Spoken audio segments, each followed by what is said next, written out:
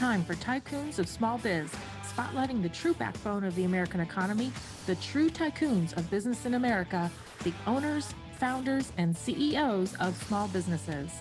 The show's hosts, Austin Peterson and Landon Mance, are registered representatives of Lincoln Financial Advisors Corporation, a broker-dealer member SIPC, and registered investment advisor. The views expressed by your hosts, Austin and Landon, are not necessarily the views of Lincoln Financial Advisors. Let's lean in as Austin and Landon connect with this week's Tycoons.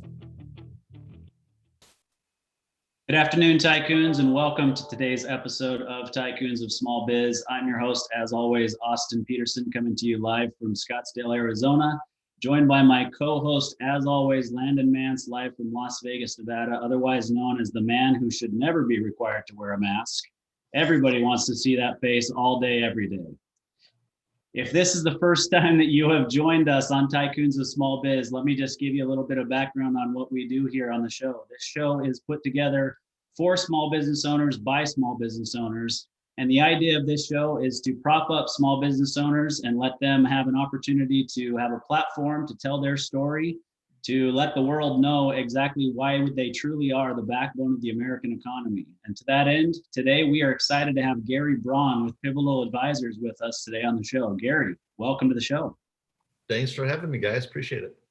Yeah, we're excited to have you. And, just before we went live, we were talking about the fact that you're from the land of 10,000 lakes and you don't fish. I think you may be one surprising. Of the few people. Yeah, I think you may be surprising our listeners a little bit. Yeah, I'm the outcast. When everybody gets together and they talk about what they caught and where they fished and everything else, I got nothing. Well, that's okay. You've got a short golf season, so you got to get all that time into playing golf, right? That's absolutely right. I can't get enough of that. Yeah. Yeah, go ahead. I was just going to say something. It's interesting that Gary is actually the driving force behind this new campaign, trying to get everyone to come out there and fish, so that the golf courses can remain somewhat empty. It's a really, really strategic move on his part. You shouldn't be saying that out loud. You're going to foil my plan here. Oh boy. Well, Gary, before we jump into the business side of things, and we know you've got a lot of insight to add there, we typically start by asking our guests to tell a little bit about themselves personally. So we know a little bit about your family, but tell us about your family. Tell us about kind of how you grew up and how you got to where you are, if you don't mind. Sure. Been married 29 years to my lovely wife, Becky. We've got a couple of kids. My oldest was a brilliant kid, I had a plan for her. She's going to go to college. She's going to get her degree. She's going to do all that. She did 1 year of college, was rocking it, and said, I want to serve. So she dropped out of college, and now she's in the Marines, and she's stationed out in California, doing a great job. And then I've got a daughter in just finishing her sophomore year in college. She's doing great. I don't know. I grew up a typical suburban kid. Mom and dad worked as a printer for years and years. Mom basically was home with us 4 kids and raised us and did little retail jobs here and there. But like any other family in the burbs, I guess you might say. And later in life, we'll get to it. But then I joined my brother back up in our careers, and now we have a company of our own. Yeah, that's awesome. So is your oldest at Camp Pendleton then? Yep, that's right. Okay. That's where my younger brother served when he was in the Marines. And, I didn't serve, but I'll tell you, I had an experience on Camp Pendleton that I'll never forget. I was competing in the Oceanside Half Ironman, and the bike ride goes through Camp Pendleton. And so you ride right onto the base, and, of course, they've got training exercises going on and, people everywhere because it's still an active Marine base, right? Yep. And I was having some issues with my lower back. And so I got off my bike and I'm laying on the ground trying to stretch my legs, stretch my back, and my legs are going back and forth, like this, trying to just loosen things up. And all of a sudden I look up and there's an 18-year-old Marine with a fully automatic weapon around his shoulder, just staring at me saying, "Are you okay, sir?" And I'm like, "Yeah, I'm fine actually, but man, that's just, you kind of close your eyes, you're stretching, and all of a sudden you got a 18-year-old with a fully automatic weapon standing above you, and it's a little surreal." Yeah, that's a very impressive place.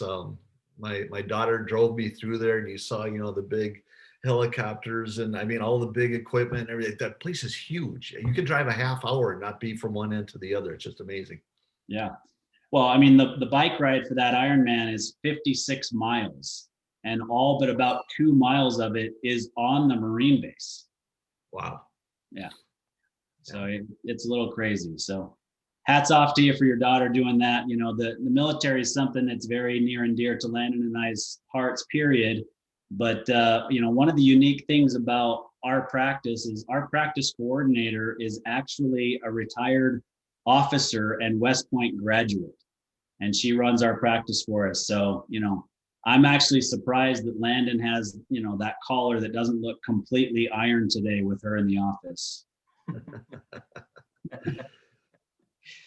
All right, well, let's get into the business side of things. So tell us a little bit about Pivotal Advisors and really what the biggest problems that you guys help solve for small businesses.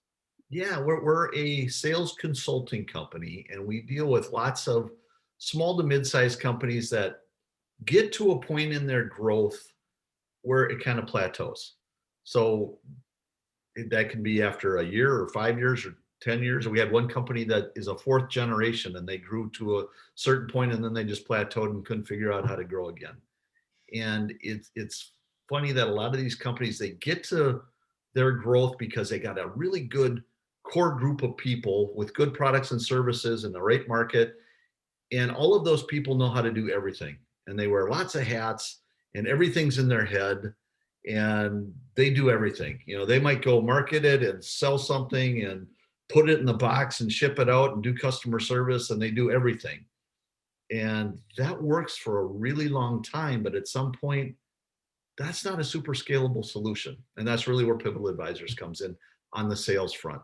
So we help them figure out where's growth going to come from, how do we get the right team in place, how do we hire the right people, onboard them, how do we get repeatable process so we're not just relying on that core group of people. Or in a lot of cases, you go to a lot of these small businesses and you got one or two salespeople that carry the big load for everybody, and the rest of the team kind of flails. So how do we get a repeatable process where everybody's successful?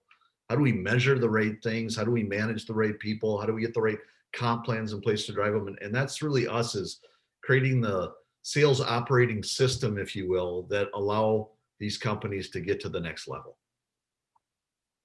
Gotcha. So it's not necessarily focused on sales skills, for example, but it's about the organization, the sales organization within the organization, to kind of help them scale that organization. Is that fair to say? Yeah, that's really well said. There's tons of sales training companies out there, and I've been through a lot of the trainings, and I think there's really good trainings. And actually, that's one of the things that a lot of owners try to do, and they can't figure out how to get to that next level, is they go to sales training and they invest a bunch of money in it, and then they don't enforce it and don't coach to it, and then 30, 60 days later, but it's back to their old habits. So we're not about that. There is good training. I like a lot of the training that's out there. Our focus is on the systems, process, the foundational pieces that really make a healthy sales organization. And the thing that really drives all of those things I was just talking about is the sales leader. And that sales leader sits in the middle, and 9 times out of 10, that sales leader was a really good salesperson who got promoted. Nobody teaches them how to hire or coach or have a difficult conversation or develop a comp plan or set strategy. That's where we come in. We help those people really become effective leaders and get the things in place that can help them scale. Yeah, I think you made an important point there, that most of the time the best salesperson becomes the sales manager or the sales VP at some point. And quite honestly, I mean, I've been in my career for 20 years, and I was in my current career for 20 years, and in sales before that. And so I've seen it really my whole life. But the reality is most really good salespeople don't make really good sales managers or really good sales VPs. Sometimes the middle of the road salesperson that knows how to sell, but has other skills and talents and abilities becomes the better sales manager or sales VP. It's a great point. And I even look at some of the skills are opposed to each other. I mean, if I look at a good salesperson, they know how to go find clients, how to get the right contacts in there, how to generate interest and get in the door, how to get commitments, how to negotiate, how to do all the rest of that. Those aren't the same skills you need to be a sales leader. Mm-hmm. Oh, and by the way, they like all the recognition, they like the win and everything else. I look at a sales leader, they have to be good at holding other people accountable. They have to be a good coach. They have to develop systems. They have to be comfortable not being in the spotlight and getting rewarded by having their people be in the spotlight. So it's a completely different job. But again, 9 out of 10 sales leaders were good salespeople. And they said, Austin, you were successful, or Landon, you were successful. You're now in charge. And then they give them no support or don't teach them how to do the job. It's amazing. When we started our company in 2008, my brother, who was my partner, we went to, we'll date ourselves a little bit, a Barnes and Noble, and we went to the book racks and we said, how many books are there on sales? Racks and racks and racks about, how do you sell and everything else. How many books are there on leadership, just general leadership? Racks and racks and racks. How many books are there on sales leadership? Because there's a lot of uniqueness to being a sales leader. 2. We found 2 books out there out of all of these things. There's just not many resources for sales leaders to learn how to be really good sales leaders. But the funny thing, guys, if I ask any sales leader, go out there, I challenge you to ask any sales leader if they're a good sales leader. I think 99.9% of them will go, I am awesome. I'm a great coach. I'm good at everything. And then when we work with these guys, we show them, well, here's what really good looks like. Here's how you set up your management system. Here's how you hire. Here's how you onboard. Here's what a good sales process looks like. And they look at all that and go, yeah, I'm not doing any of that. But there's no standard. They have nothing to compare themselves to. Yeah. Gary, are you hinting at something here? Is there a book on the horizon? What's going on there? There is actually, but it's one of these books that's been in the process for like 2 to 3 years. And we said we're going to make this book called Pivotal Moments, 33 Sticky Situations That Define a Sales Leader. And it's all about all those weird things that you have to encounter when you're a sales leader and how do you deal with them. And we've been on chapter 26 for about 1.5 years now. So we got busy and we're still trying to finish it, but we'll get there. All right. Are we talking 20 chapter 26 out of 26 or 26 out of 30 or where out of 33? We had 33 scoped out, and for some reason we're having a hard time getting those last 7 done. Okay. All right. Well, we will keep our eyes and ears peeled, because once the book is done, we'll tell you what, we'll make a little deal with you right here on the air. In an effort to help you get that book done, maybe by the end of this calendar year, as soon as you have the book done and you're ready to start promoting it, we'll have you back on and you can tell us all about it. Oh, I'll take you up on that. That's awesome. Okay. Sounds good. Well, Gary, earlier you alluded to small businesses getting to a point, basically just hitting a ceiling, right? Where they're just plateaued. And Austin and I see that every day in our practice, because we are, primarily focused on serving private business owners. So before we talk about how you guys help them to break through those ceilings, talk to us for a couple minutes about why they get stuck. So why do they plateau? Why do they stop growing? What typically causes that? Yeah, there's a few things. We kind of break it down into 6 different areas, but we start with, I'll give you some of the more common ones. We go in there and we look at their strategy and we ask a lot of these guys, where is growth going to come from?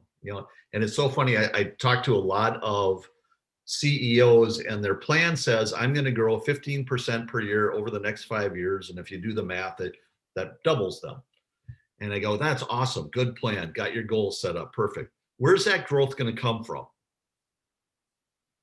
I got silence coming back. Well, we're going to work hard. I was like, okay, but there's a bunch of different ways to grow. You can go after new markets. You can come up with new products. You can expand existing customers. You can get new customers. There's a bunch of ways to grow. What are you going to do? Yeah, those things. It's like, okay, maybe we should be a little tighter on that. But, so number one is we really don't have a well-defined growth strategy. Number two is they're not differentiated. I can't tell you how many times I've gone to owners, the CEOs, the salespeople, and I said, why buy from you versus your competition? And I get back things like, well, we have awesome customer service. I'm like, I'm still waiting for the company out there that says our customer service is just, it's okay. Everybody says they have awesome customer service. That's not differentiating you. Yeah, but ours really is good. Well, okay, but in the customer's eyes, they don't know any different. So that's not a good differentiator. So they try to compete, and if that's what they're using, they end up competing on price, and it kills them. Now we got shrinking margins. Small businesses are notorious for hiring poorly, especially salespeople. Salespeople are awesome interviewers, and sometimes we say the joke is the best sale they ever made was getting the job in the first place, and then they can't do anything after that. Mm-hmm. So it's they look for, give me a person from my industry who's got a good track record. They're good at relationships. They're people. They ask great questions. They interviewed well. They have drive. They're ethical, blah, blah, blah. Like, that's great. If you don't have those things, you shouldn't be in sales in the first place. So if you look for anything else, well, no, that's it. If I got that person, I'm rocking. Like, okay, the skills to go hunt and find new prospects and get them in the door are way different than what I'll call farming or account management, where it's working with them and growing them up. Those are different skill sets. So which of those do you need? Oh, I think I need more hunter. Okay, so that's a different skill set. Are they selling to big companies where there's 5 decision makers on the other side, and I got to get to all of them and figure out what they all need and get them aligned and then present my solution? Or am I selling to a person? Oh, because those are way different skill sets. If you've ever sold enterprise versus small business, that's way different. Okay, which one of those do you, are you the premium where you are the high price person on the block and you got to justify your price? Because that's way different than the discount person. And I can go on and on and on. And they don't consider any of that. They just hire people and they get them there. They don't like them. They turn them over. And sales leaders are even worse. They bring in a sales leader because they were a good salesperson. You know what guys, you know what the average tenure of a sales leader is today? They do this study about every year. 3 years. Short. What was that? I said 3 years. And I just said pretty short. 20 months. 20 months. All right. I'm sorry. Yeah, 20 months, just under 2 years. We get them in there. We hire poorly. We get them in there. We don't give them any support. We get frustrated. We fire them. We get a new one. Or we promote our next guy. So they struggle with strategy. They struggle with people. We don't have repeatable process. I mentioned that before. 1 or 2 people got it figured out, but it's all in their head and nobody else knows what they do. Where they really struggle is that I'll call it a performance discussion. When the sales leader sits down with the salesperson and they have a conversation, it usually looks like this. Hey, Landon, what's going on with ABC company? Oh, is that going to come in this month? Okay. You might want to give them a call. And what about XYZ? And what about and it's a pipeline review, and you might deal strategize and whatnot, but there's zero value in that for the salesperson. And a good performance discussion looks like this and go, hey, Landon, your plan says, which assumes they have a plan, that you're supposed to get, 5 new opportunities a month. You've averaged 3 for the last 2 months in a row. So if we stay on this pace, we're not going to hit our goal. So Landon, what do you think we need to do differently? And we talk and we come up with new ideas and we come up with new plans and we make adjustments. Sales leaders are just not trained to do that. It's a deal review. It's a forecasting. It's a deal strategy. And we don't have performance discussions and really try to improve the sales people. And that's a crisis, I would call it, in the sales management field. And that's a big fall down. So it's a lot of accountability and coaching and development, and the sales leader sitting in the middle trying to figure out how to do that. Yeah. Well, and I think it's just a cycle, right? It just goes round and round because the salesperson becomes the sales leader, and the only way that they interacted with their sales leader in the past was exactly the way that you just described it. Let's take a look at your pipeline. Is there anything you need from me to help you close that? Let's make a phone call. Are we going to close that by the end of the month? It literally is just this cycle of that's the only thing I've ever seen. So that's how it's done. Yeah. And to my earlier point, and they think that that's right. And they think they're good at that. And they probably are, because nobody's ever told them the better way to do that. And here's what bothers me a lot of times too is, gee, Landon, that deal stuck in the pipeline. Let's go out together. And then the sales leader goes and takes over. And they completely run that call. They run the deal. They do everything, which is not scalable. You can't have your sales leader get out to all of the deals. And by the way, the salesperson doesn't learn anything. They're just watching. We talked before we got on the air, we were talking about golf. I never got better at golf by watching the pros swing on the range. No, I got to do it. And he's got to go, dummy, keep lifting your elbow up, keep that in. You got to watch them do it, observe, provide feedback, coach, make them good. You don't do it for them. Yeah. So I'll tell you what, I'm sure you've heard this as a joke, you guys are essentially consultants, right? Mm-hmm. So these hired guns that come in and tell a company what's wrong with their company. And then, the joke is you leave a binder of this is what you need to do to fix it, right?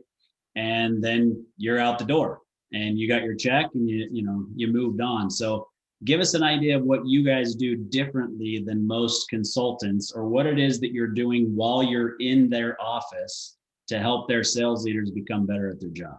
Yeah, it's a great question. And it's funny because that's a perception that we have to battle all the time. I had one of my customers say, most consultants will take your watch from you and they'll spend, a day with it, and they'll come back and they'll tell you what time it is. It's like, okay, that's useless. When we get in there, we were fortunate early in our company to get involved with we were actually contractors for a company that was all about behavioral science. And we learned a lot about how do you shape human behavior. Just because I told you to do something, or I trained you to do something, doesn't mean you're going to go do it.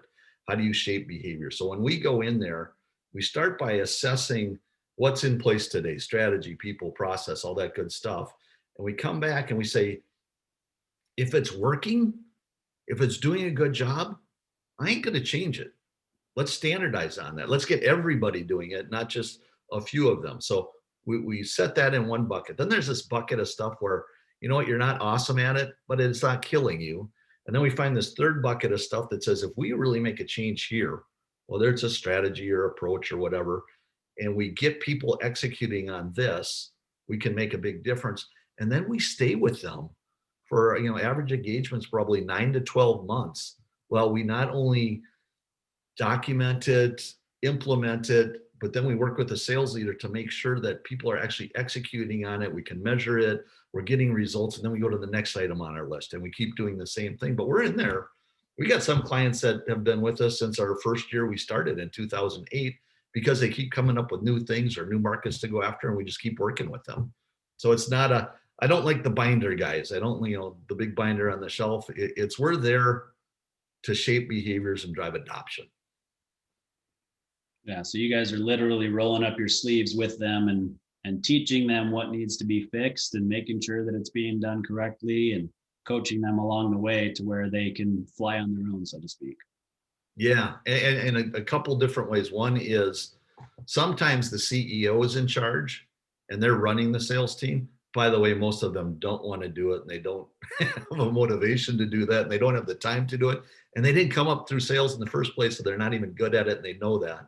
So in some cases, we actually put our person in there and we run their team. We're an outsourced VP of sales, if you will. And we get all that stuff in place that I've been talking about. And then our last act in there is really to hire their permanent sales leader and transition them in so they can run the system that we built. More often is they have a sales leader that I've been describing along, and we just teach them best practices. We implement through them. So it's either we give you the fish or we teach you to fish. Gotcha. So speaking of CEOs that sometimes aren't great sales leaders or salespeople themselves, in your experience, how do CEOs typically try to fix their growth issues inside of the organization? Yeah, I mentioned a couple of, one is send them to sales training. That'll fix everything. And again, I'm not bashing sales training. I've been through, Miller Hyman and Sandler and spin selling and value selling, and they're all fill in the sellings. There's really good training out there, and I really like it. But then when we get it back and we don't, a big problem is the sales leader is learning the training alongside of their people, and now they're supposed to be the ones that be the expert and reinforce it. They're learning at the same time, so that fails, and there's nobody else there to reinforce it. So sales training is probably the biggest thing. And even when a CEO has a problem, the first thing they do is they go and they Google sales training. Who's a good sales trainer? It's rarely the answer. It can provide you a spark, but unless we reinforce it, it doesn't really do the job. The next one is 20 months, they fire the sales leader and they get a new sales leader in there because that guy wasn't the right one. And then we promote our next guy, and we keep repeating that cycle. And then the third one I see all the time is I mess with their money. I have to, quote, motivate these people to do more. So I start messing with their money. I lower their base. I raise their commission, and that's going to get them. Really, what you do if they don't know how to do it very well, all you're doing is making them mad, and then they quit. And I keep messing. I had one company, they changed their comp plan 7 times in 2 years. Now, throw in there that it's a 6-month sales cycle, and just when I'm finally understanding what the comp plan does and how to maximize, I just got changed again. That's rarely the answer. Oh, and then the fourth one is we get involved a lot ourselves as CEOs, and we try to get down to the the minute detail in every deal. It's not a scalable solution. Yeah, just like a sales leader can't be involved in every deal, neither can the CEO or Right. Yeah, business is just not going to continue to grow. Gary, let me jump in real quick. I got to ask a question because I keep meaning to ask it and then it slipped in my mind. So I think it's kind of a good segue into what we probably would have been naturally talking about next, which is kind of like, how you guys are different, which you kind of described to us. But what I've heard you say a couple of times is this mentality of a hunter versus a farmer. So talk to us first about like what does that mean, and what is the difference between a hunter and a farmer, and then incorporate that into kind of more of what you guys do, which clearly is different than a typical sales training organization. Yeah, it's a good question. So I think of as a hunter is somebody who's going to get new business. That's their job, is to go get new business. They have to go identify prospects. Maybe they get leads, but maybe they have to go identify prospects. They have to learn about that company. They have to figure out who are the decision makers in there. How do I even get the decision makers to talk to me? Because in today's world, nobody answers the phone or returns a voicemail or returns an email anymore. So how do I grab their attention? How do I become relevant, generate interest, do what I'll call deep discovery, understanding their company, the issues they may have, make them think about things they haven't thought of already, plant ideas in there, generate the need, and then propose solutions and close those. And I bring them on. I am a hunter. I'm hunting new logos, new clients all the time. And that is a specific skill set. And even within there, there's some might not call them hunters, but there's hunters who are really good at following up on leads that marketing has generated for them. And there's other ones that are really good at generating their own. Little side story here. I was interviewing on behalf of one of our clients. I was interviewing salespeople. They wanted a hunter. This is what they wanted. They said, we are too concentrated on our current business. We need new logos. We need to get a hunter to go find new stuff. And they looked at his resume, kind of like I said before, his resume looked awesome. He led his company in new sales every year. He led his company in new revenue, new accounts, went to President's Club, everything else. And they said, Gary, can you interview him on our behalf? I said, no problem. And here, a long way to get to your answer. We set up our interview around specific skills that they needed. So we helped them in the hiring process, and we looked for those particular hunter skills. So it wasn't tell me about your background and tell me about a time where yada yada yada. We got really specific on the skills we were looking for, and I looked at his resume. I said, Bud, you look awesome. You've had a really successful career here, and it looks like you're really good at chasing new business. Oh, I'm awesome at it. I said, so tell me, how do you even decide who you're going to go chase? He just paused, dead silence for a second. He goes, well, I assume there's leads. I went, no, there's no leads. We don't really have much of a marketing department here. So what would you do? He goes, well, I'm really well connected. I would use LinkedIn. I go, awesome tool. How would you use LinkedIn? Well, I would go to all the people I'm connected to, huge network, and then I would go to all the people they're connected to. Like, yeah, we call that the friends and family network. That kind of runs out after about 60 or 90 days. So then what would you do? I got crickets back. I got nothing. So, long example for you, but we help them define what do we need, hunter or farmer. I didn't answer that. Farmer is I'm in an account and I manage that account day to day, and I'm always looking for expansion opportunities. I'm always looking for how do I get more out of this account?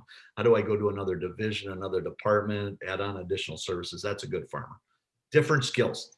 So I figure out which skill our company does and figure out what are the 3, 4, 5 essential skills we need and design our interview process around that, and then help them hire for those specific things, kind of like I was just modeling with that supposed hunter that I was talking about.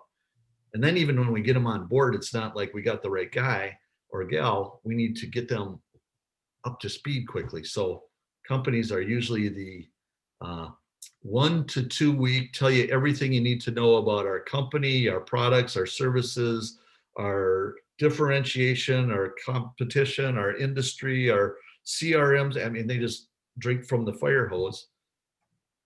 People don't retain it. So, we help them with a good program to not only teach them these things, but validate that they got it and can apply it and they can get up to speed quickly. So that's just an example of, one small part of what we would do.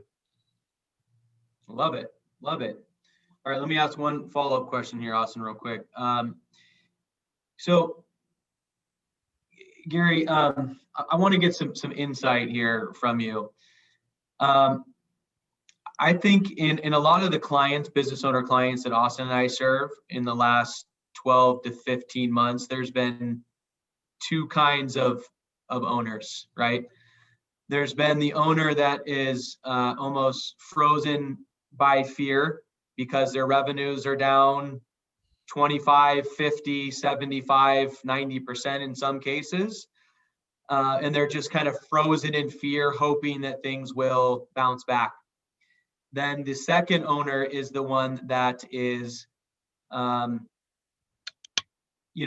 evaluating the business, restructuring, maybe pivoting in a different direction, looking for new opportunities, sees this, what's happened in the last, since the pandemic, sees it as an opportunity to make some positive changes in the business or whatnot. But I'm curious, in your experience, how have you seen things play out? Are you, have you been busier than you've ever been the last 12 to 15 months? Have a lot of people been holding off, to do anything until things kind of take a turn for the better? Or what have you seen in your experience? What you just described was exactly what happened around March or April of 2020, when COVID was really kicking in. And we saw two things happen. There was a lot of people who said, oh my gosh, cut all expenses. So, we lost some clients or got reduced revenue from a lot of clients because they're like, oh my gosh, cut, we got to just quit. And the really good ones are the ones that said, okay, let's assess the situation. Where's the opportunity? We might need to cut some, but where can we capitalize? What can we do differently? And they doubled down with us. And then, it was a little bit of a hit to us in like April, but we've been building back. Q1 of 2021 was our best quarter ever. And people are really, they got supported a lot by like the PPP money, and they're out of the woods, you might say, so they're not so concerned about cash flow. And now they're like, how do I take advantage of this?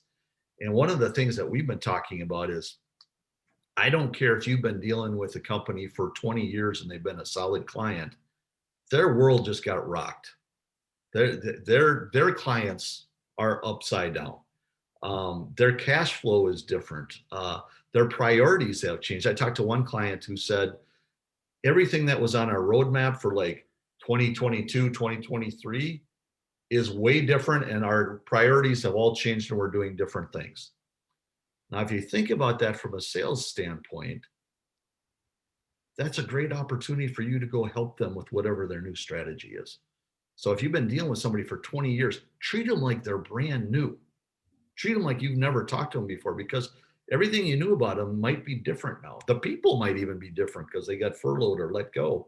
Their priorities have changed. So go treat them like they're brand new. And this is what the good CEOs did, was said, okay, how do we proactively go to these clients and say, how can we help you? How have your priorities changed? What can we do?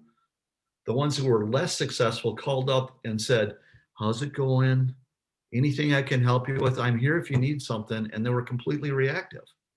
So, again, assess the situation, figure out where the opportunities are, and then create a process and a plan for how you go execute against that. And we've done a ton of that on the back end of 2020 going into 2021. Yeah, I think you hit a really important point there, right? So I used to have a sticky note that it just sat on one of the monitors of my computer, and it just said simply proactive or reactive, right? And there's a difference between being proactive and reaching out to your clients. And you just did it, just calling and saying, hey, just want to check in is very different than, hey, the world's different. I'm sure you're trying to figure out, what's going on. How can we help? That's a huge, huge difference. In Landon and I's business, sometimes it is just picking up the phone and saying, hey, we're aware, we know the market just dropped a large amount, but we want you to know that we're here. We're aware of what's going on.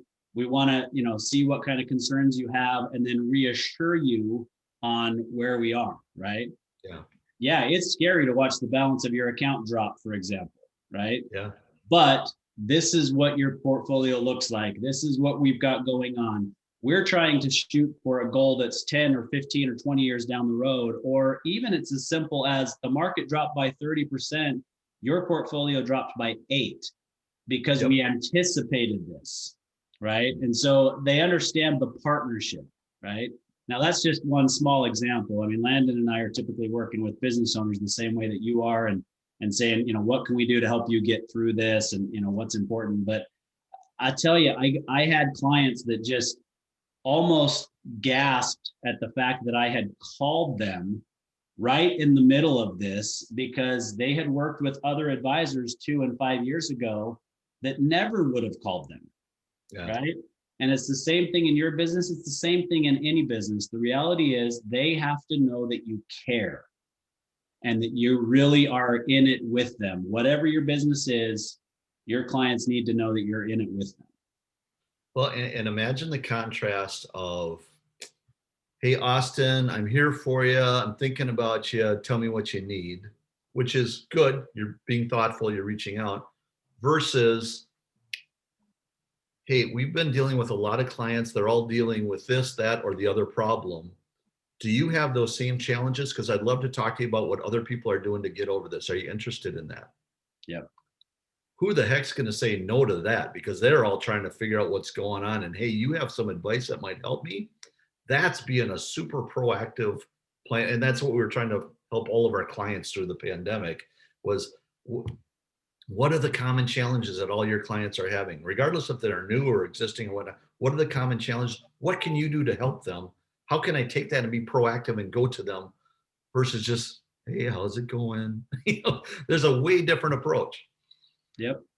Yeah, agreed. And I guess maybe the last thing that I would mention on that, or ask you with, what your experience was, what Landon and I's experience has been is probably in line with what you're going to say. But what we found is that for those clients who understood, or those business owners who understood that this is pretty bad, but it's an opportunity that if I was set up correctly, and I understand that there's an opportunity here to double down potentially on my marketing and or sales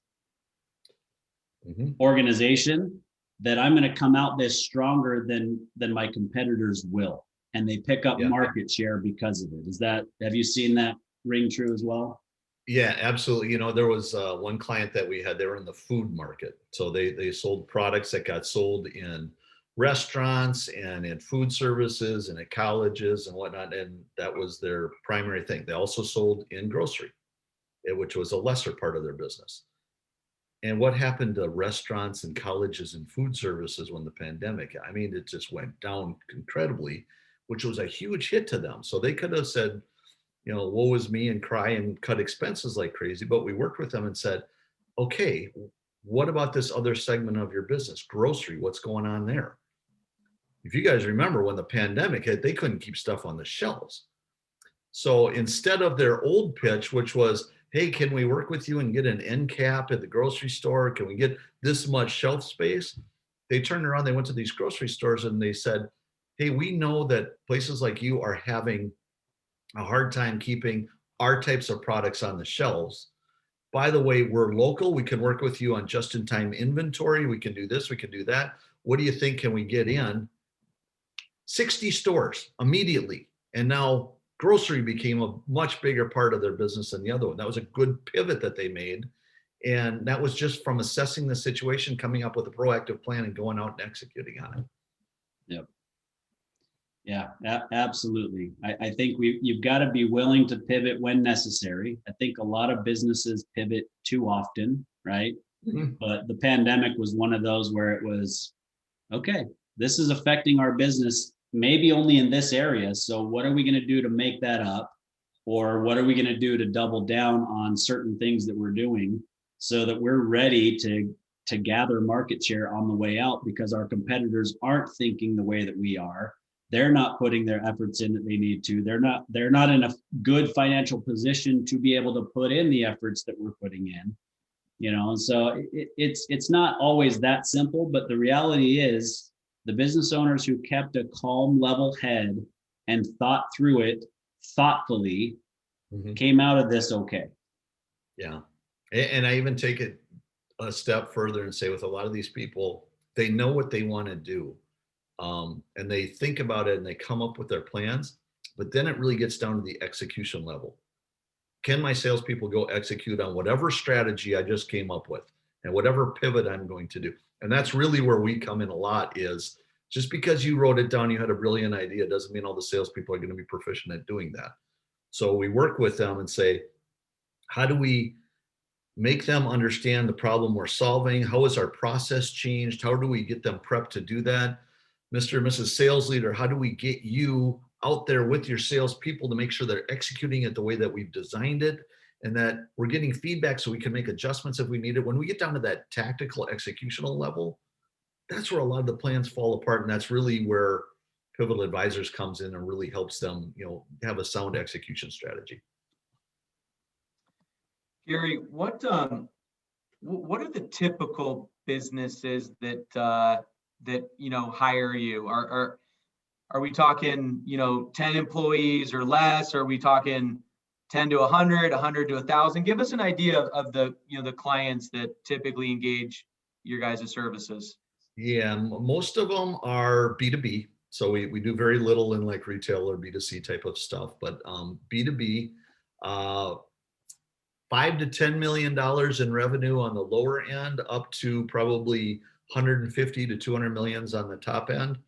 If you get much bigger than that, a lot of these companies will have whole departments that think that they do what we do. So some of them are good at it, some of them not so good, but they have a department and it's hard for them to bring in a third party like us. Much smaller than that, you get $1 million company or $2 million company. we get kind of expensive for them, and they don't have a big enough team. There's a guy or two that goes and sells, so they don't have a big enough team. But again, you get in that 5 to 10 to 100. We have a lot of companies that are 10, 20, $50 million. And again, that goes all the way back to what we started at the top of the hour, was those are the ones that grew to a certain point and now they plateaued and they can't figure out how to get to the next level. Right. So don't quote me on this. And Austin, Gary, one of you two might know what the actual number is, but I know the percentage of businesses that hit $1 million of revenue. I know that it's pretty small. I believe it's, quite a bit less than 50%. So, we've got a lot of people that listen to the show, Gary, that are, calling in that 1 to 5 million of revenue. So they're probably not quite ready for a company like yours. But is there a couple little nuggets that you can kind of share with maybe a business that's in that 1 to 5 million range that might not be in a position to work with you guys, but maybe you can just share 1 or 2 things that they can do in their little sales division to, make what they're doing more efficient and effective? I can think of a few things. One, figure out who your ideal client is. There are so many companies that will chase, if it has a pulse, if it can fog a mirror, it's a prospect. That's not necessarily a good client for you. It doesn't give you the best chance to win. Now, if you're a brand new company, any client is a good client. You're trying to generate cash. But at some point, you got to get more defined on who gives us the best chance to win. And let's focus our efforts on those clients. That would probably be one of the first things I would do. Number 2, a previous company I was with, when I started there in 97, we were a $1 million company. When I left there 11 years later, we were a $400 million company. The things that we did at $1 million were way different than what we did at $10 million or $50 million. And one of the key things that we did was we got really good at, I'll just call it the play, but it is our defined sales process. How do we get in the door? Who do we talk to? What questions do we ask? How do we get commitments? How do we differentiate? How do we demonstrate our solution? And we had it nailed down. We knew if I could take a B player off the street or maybe even a C player off the street, run the play. We know the play works. Chase these clients, run this play. We know it works. You're going to be successful. And when we were climbing from $1 million to 5 to 10 to 50 to 400, that was one of the keys, was making sure we got a system that works. It's not in everybody's head. It's not just about hiring the superstar salesperson who's got it figured out, because I need to scale that. I need it to be repeatable. And then the other one was invest in your sales leader. They don't know how to do the job. Very few of them have been trained on all of the things that we've been talking about today.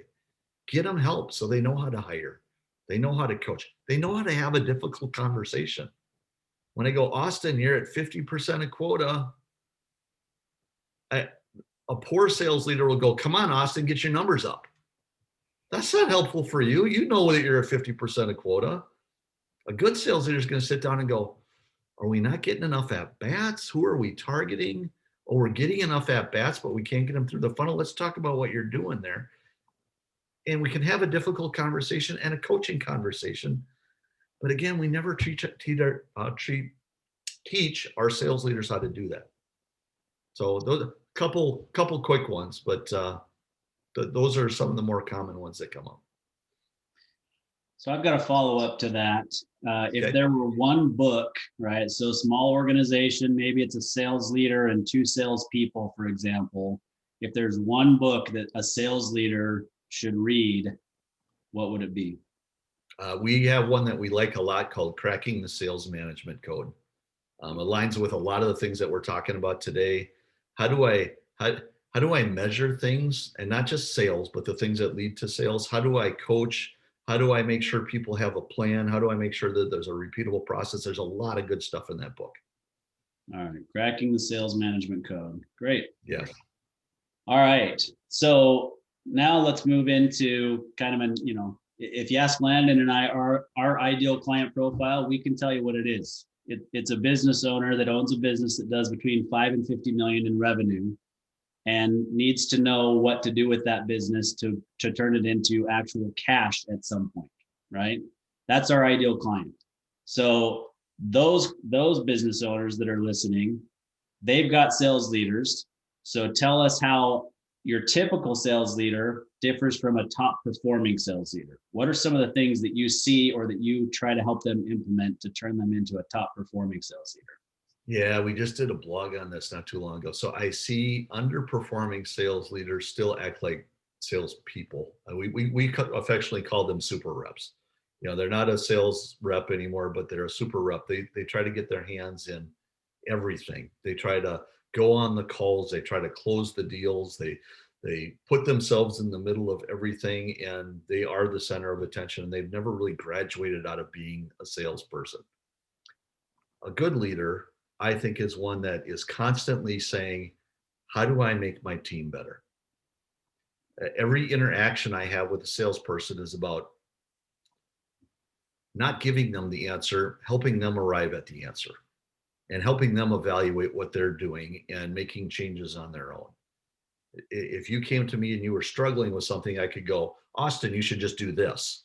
Or I could say, sounds like an interesting problem. What have you thought about so far? What are your options? That's a possibility. What if you thought about this? How would that be different? And by the end of it, you're going, I think I'm going to do that. And I'm going, that's a really good idea. Now, it would have been much quicker to just give you the answer. But did you learn anything? No. And in fact, I did this. And if I'm perfectly honest, the first time I got thrown into a sales leadership job, I wasn't a very good sales leader.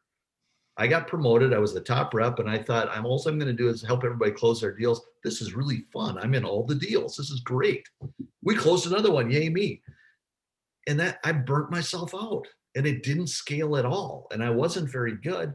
And here was my eye-opening when I realized that my sales team was getting worse because they would just tee it up and then bring me in, and they weren't learning any of the skills about how to really do the job well. That's a big difference. I mean, when that hit me like a bolt of lightning, and I got help in the form of my brother, actually. He came in and he started helping me. I brought his firm in and we did sales training once. And in a break, one of my salespeople came up to me with a contract and said, we're negotiating. This is what they want to do. I said, do this, do this, do this, do this. And walked away, and he came up and goes, what was that all about? I said, well, she had questions. I gave her answers. What did she learn? I'm like, what do you mean? And he was grilling, which I didn't like because he was my brother in the first place, and who wants to listen to their brother? But then I walked away going, well, that was pretty crappy. And I'm talking about a better way to do that. And we would talk about this stuff all the time. It was actually the genesis for our company was we would have these discussions on the golf course on Thursday night leagues. And I would start implementing this stuff. And it worked. You know, I had a plan. I had accountability. I had a process.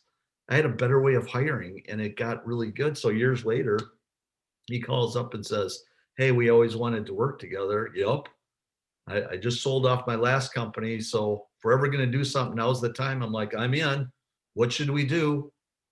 And then we kicked around all kinds of ideas. We talked about opening a Nevada Bob's golf shop. We talked about writing a software app. But what it really came back to was there is this need in small businesses who don't know how to scale. And there's a need with sales leaders who don't completely grasp how to do their new job well. So we said, let's start a business around that and help these companies make that transition so they can grow again. And now we've done that a little over 300 times. Wow, that's awesome. I think when this is all said and done, your brother's going to listen to this podcast and he's either going to say, it should have been me on the podcast, or look at what Gary's become because of me. I get a lot of that already.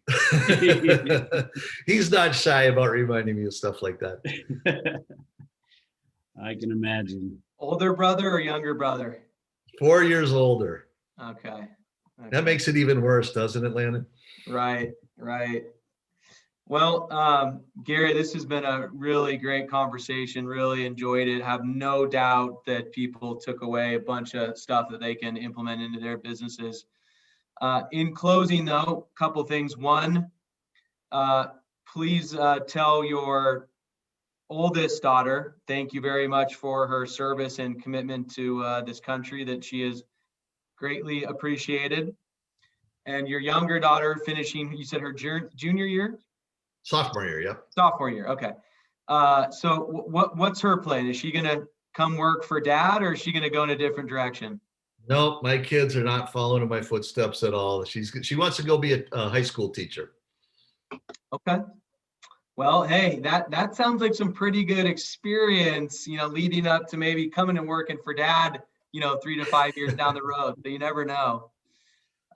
So Gary, for people that want to track you down, get in touch with you, connect with you, tell us, how do we do that?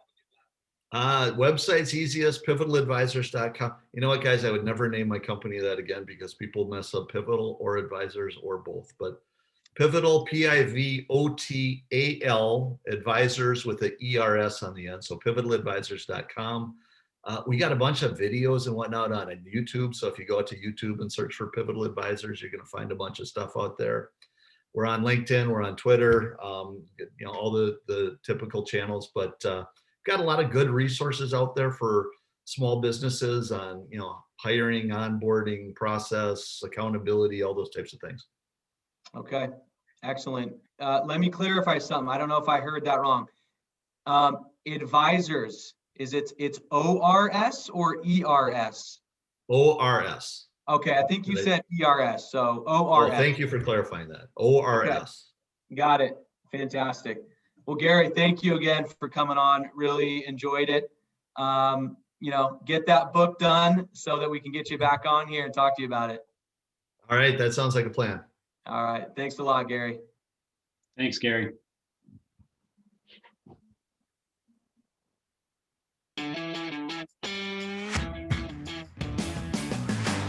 You've been listening to Tycoons of Small Biz, proudly hosted by Austin Peterson and Landon Mance. Austin and Landon are comprehensive financial planning professionals specializing in financial, estate, and succession planning for small business owners. Austin and Landon have offices in Scottsdale, Arizona, and Las Vegas, Nevada, and represent clients in 14 states throughout the country. Join Austin, Landon, and the featured Tycoons live every Tuesday at 1 p.m. right here on Business Radio X and your favorite podcast platform.